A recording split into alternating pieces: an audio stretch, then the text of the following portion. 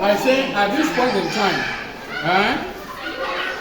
who among you can solve this, can explain Archimedes principle very well? So that when you go to the exam or now, you don't need somebody to help you in solving the word questions or understanding what Archimedes was trying to explain. That is the most important thing in this topic. Am I communicating? Okay, sir. Now the topic that we are learning about Archimedes is under the main topic of what? Buoyancy. Under what? Buoyancy. Under buoyancy, we talked about another concept that we call upthrust. What that we call what? Upthrust. And we are told that upthrust is the force that tries to push up objects, to move objects that are immersed in what? Fluid. When objects are immersed means are put into a what? A fluid. What happens to them? There's a force that tries to do what? Push those objects upward on the what? On the surface of the fluid. True or false? True. True or false? True. Yes. When you go on today, you have been doing that over and over. Even in your house, when you want to wash those flat plates that have a large surface, when you throw them in the basin of water, what happens? The thing floats up again, Abby. Yeah.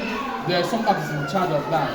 What causes that is what we call upthrust. What we call what? Upthrust. What we call what? Upthrust. The upthrust force. The what? Upthrust force. The force that tries to push the object upward.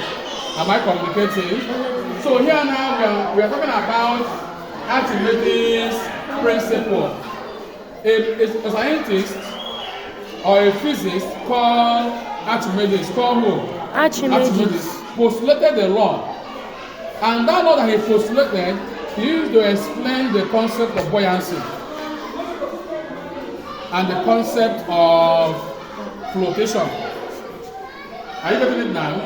This principle is saying that when you immerse an object that have a weight in a fluid, are you there? As the weight of the object dips down into the fluid, what will happen? That a water or a fluid will do what? Display from the basin. From the what? Basin. Even in the sea, if you put a ship into the water, water will move through a force and go to the shore of the sea or ocean, Abi? Yes. In the basin, the same thing happens. When you drop a weight of object in that basin, what will happen is that the object will enter the basin, the water in the basin will do what? Pour out. Will do what? Pour out. That pouring out is what we call displace. So we call what? Displace. That putting of that object into the water is what we call what? Immerse. Are you getting it now? Yes, sir. Are you getting it now? Yes, the man is saying that the upward force of that liquid must be equal to the water that is what? Displaced. Are you getting it now? That is what Archimedes principle is saying. Today, I will give you a simple step to solve any question that may occur in your senior WAEC, in your junior WAEC, in your who can't junior WAEC is that one? In your senior WAEC, GCE, or NECO, even JAM. These are topics that they normally ask questions to test your ability, to test your what? Ability. To know if you have studied or you are one of those that will jump from SS3 to SS2, SS2 to senior WAEC. That's why some people go to the exam, they fail, because one is that they have jumped a lot of times, they have not passed through classes where they have been taught very, very well. I bet some of you, if you can sit down carefully and correctly, give yourself time, study little, go through school seriously, there's no time you will go and repeat it 2 times, because there's no question that will come that you don't have any knowledge on how to tackle. You may not get it 100%, but you must get at least 70%, and as such, you cannot repeat any exams. Am I communicating? That's the problem we're having today, that most of us don't have maybe qualified teachers that may put us through. But one thing is very sure, if you can pay attention and give all that you need to give in the process of learning, you understand and know them very, very well. Am I communicating? Look at this diagram on the board here. This diagram is the weight. This is what we use to calculate what weight. This is the money go and say, I can look on the board. I mean, when you go, you put your list and they measure it in kilo. Is it not so? Those kilo is this. These are the weight balance. These are the what? Weight balance. This weight balance is carrying an object. It's carrying what? An object. This object that is carrying is the original weight of the object. Am I communicating? If I carry this weight balance now and put the object inside the liquid, inside the what? The liquid or fluid. Let me use the word fluid. I get it now? Yes. Then if I immerse this weight into the what? Fluid, what will happen? The fluid will do what? Display. Are you getting it now? You will pour it out and enter this other basin. Are you getting it now? So here now we'll have 15 what? Newton. We'll have what? 15 Newton. And the weight here is what? 15 Newton. Because the water here we want to push this object up. Am I communicating? That wanting to push the object up is what we call the upthrust force. What we call the what? Upthrust what? Force. At the end of the day, you say the water here must be equal with the weight of the what? Upthrust. Am I communicating? Having said that, we say that A is real weight. A in this is the what? Real weight. And what is the real weight? Real weight of an object in the what? Air is 4.5 what? Newton. B is the apparent weight. Weight of an object in fluid. You know that very well that this object that is inside the fluid here, small boy can push this thing and it will move. True or false? Why? Because the water have reduced the weight. True or false? True. Even those that normally go to Imo River here, where they normally go and use boats and carry sand. That boat on the water, you can go and use one hand and do like this. The thing will be dancing. True or false? But if they bring that boat out on the land, all of us cannot even make it to shake.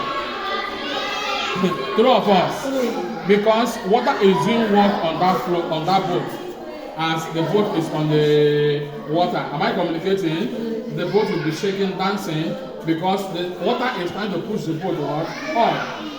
Are you getting the point I'm making here now? Because of that water is doing work on that boat, the boat will become more lighter. It will lose what? Weight. It will do what? It will lose weight. That weight that it lost is called the apparent what? Weight. If I bring out the boat from the water, the boat will have weight.